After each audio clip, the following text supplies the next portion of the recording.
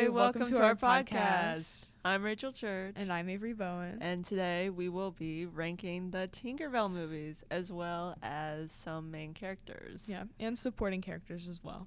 First, we can give our top 6 rankings of our top movies, or basically all the movies, because there's only 6 rankings for the movies. There's only 6 movies, but yeah. We'll start with in our opinion, our last place, and then we'll work our way forward. Spoiler alert, we may have the same opinions. Yeah. Meaning we have the same opinions. Yeah. Okay, ready? In last place is The Great Fairy Rescue. Yeah. It's awful. I was not a fan of it. If you haven't seen it, basically just don't see it. Yeah.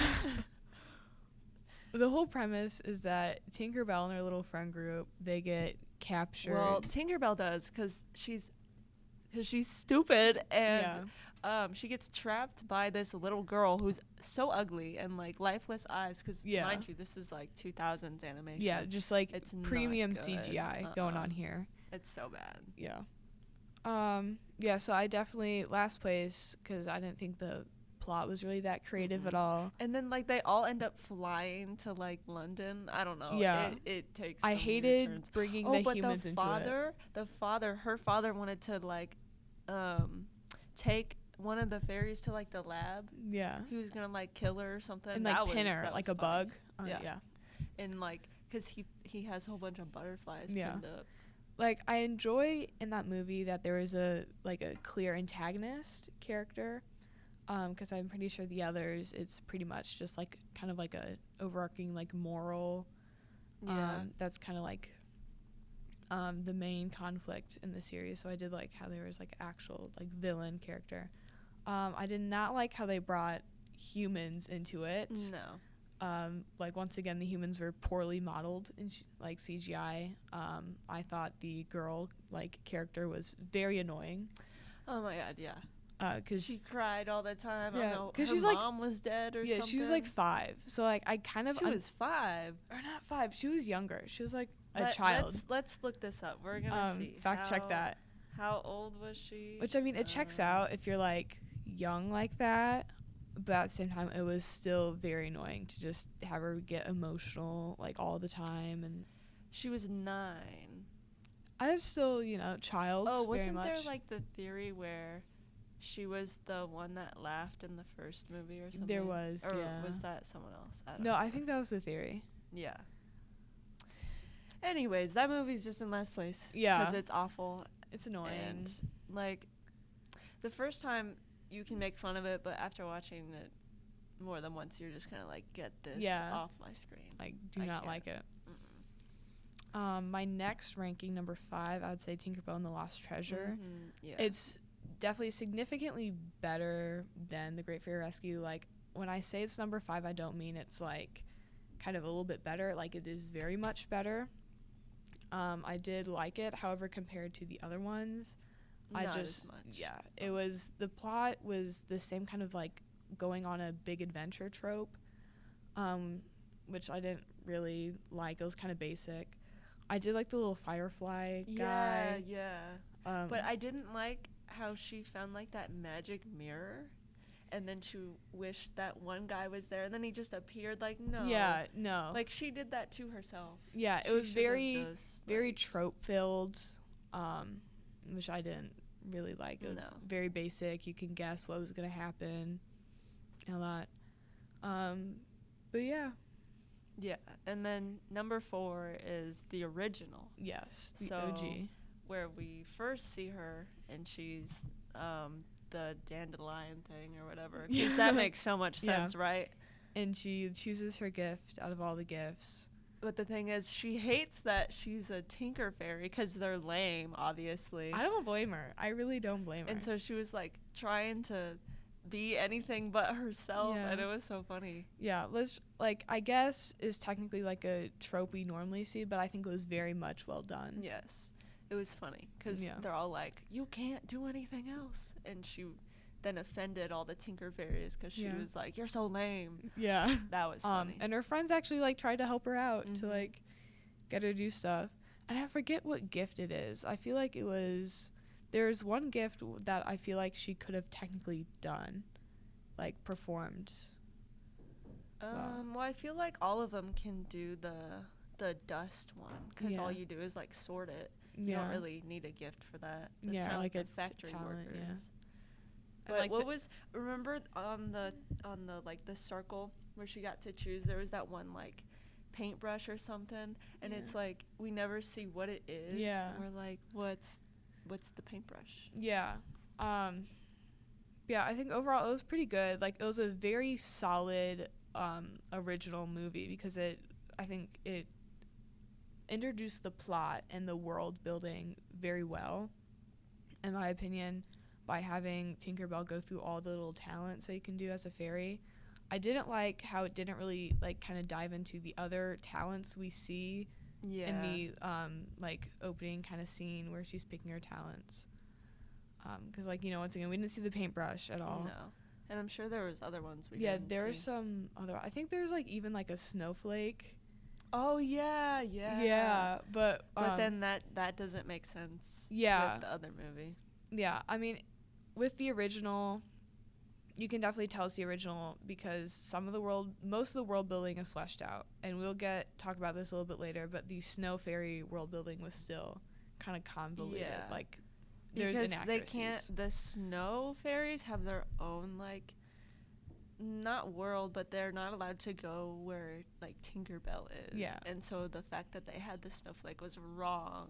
Mm-hmm. But I don't think people like cared really. Yeah, and you know, once again, it was the first, and they probably like gauged how popular the first one was, and then decided to make the like other sequels, including the Secret of the Wings with the Winter Fairies, which happens to be our next ranking. Yeah, so number 3, Secret of the Wings. Yeah.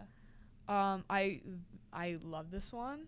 I think it's awesome how we do like a deep dive into the Winter Fairies. Yeah, and mind you, the score for this movie is so good. I don't know what it is, but the songs just get better and better with each movie, especially for the end credits.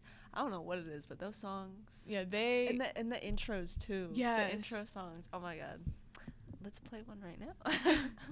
Yeah, but I really enjoyed this one. I loved the world building and how it kind of like varied, like much like it defined the Winter Fairies from like the original one, and it kind of they told the story on how the Winter Fairies, they can't go into like the normal like summer lands because it's too hot for them. They have to stay in the cold.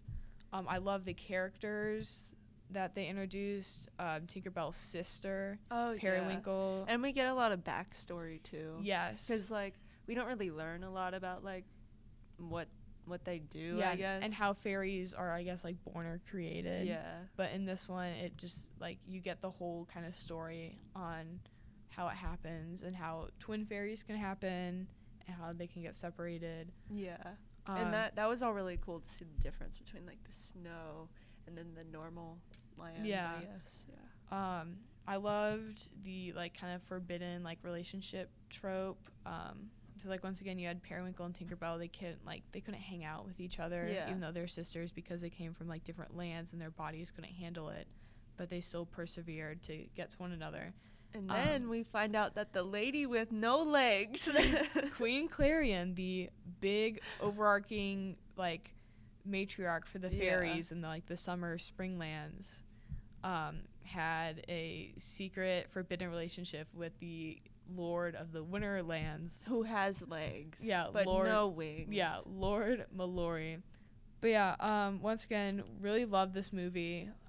But not as much as the Pirate Fairy number movie, 2, which is the second one. So it's one of the newer ones. Once again, love this movie.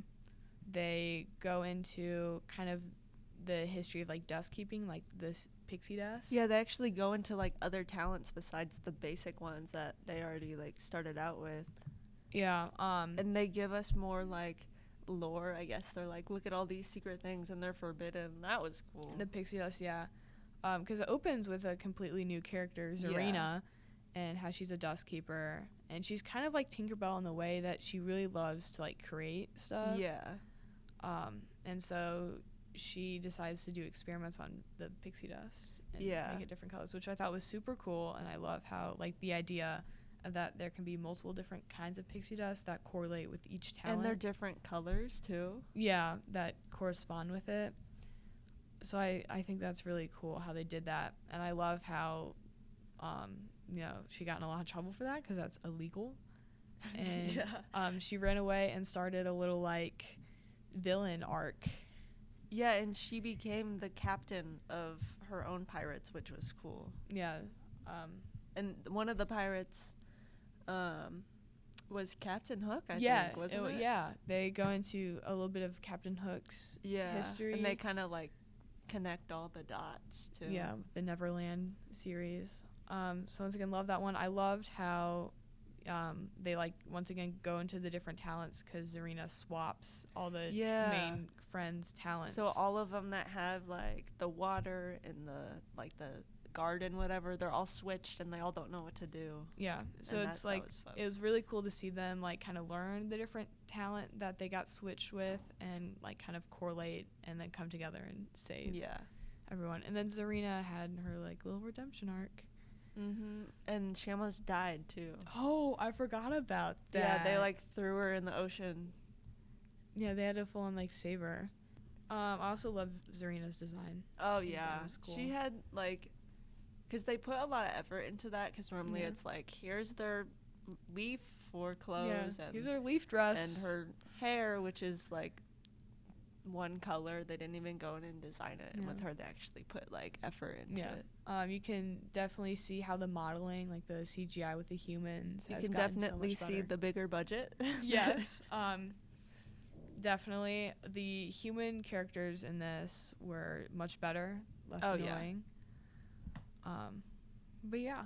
And last but not least, we have the number one, which is Neverbeast. Yes.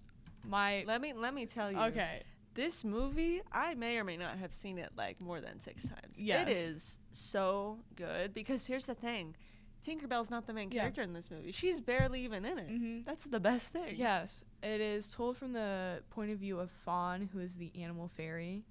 I love how it's from a different point of view of Tinkerbell because all of them have been Tinkerbell's point of view. Yeah, and it's like, yeah, she's all right, but get her out of here. Yeah. We're done with her. Like, we gotta hear from the rest. And I think the pirate fairy was a good segue because that one kind of, like, she wasn't the main character, but, like, there wasn't a main. It was kind of all of them, and then it went into this one, and it's like, she's barely even in it. This is great. So I love seeing Fawn's backstory. Oh yeah.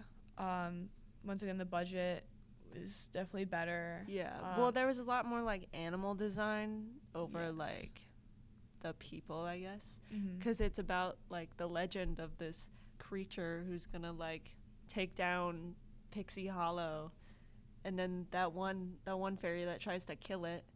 But the thing is, spoiler alert, he is trying to save it. Yeah. And they try and kill him, and then they all almost die. Yeah. So I love how they go into more lore. I'm pretty sure the opening scene is, like, kind of a storybook-ish animation of the whole, like, legend of this beast and how he just, like, kind of crashes down from the sky in a green comet. Yeah.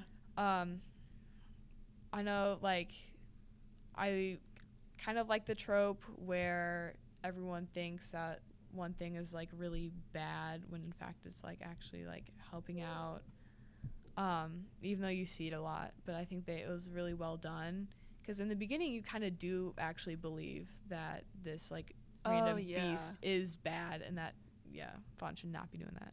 No. But yeah. And also the main supporting character in that, Nyx, was also pretty cool. Oh, yeah. Because it was, like, there was, like, the battle between Fawn and the other. Yeah, there's a full-on fairy battle. Yeah, because they both insane. have different opinions, and so they're arguing to the lady with no legs about what they should do. It's insane. Well, all right. That's our ranking for the Tinkerbell movies. Yes, and thank you for listening to our podcast. Yeah. We hope you enjoyed. It's not as fun as our other episodes are going to be. Well, tune in next time for our next episode. Yeah. Bye.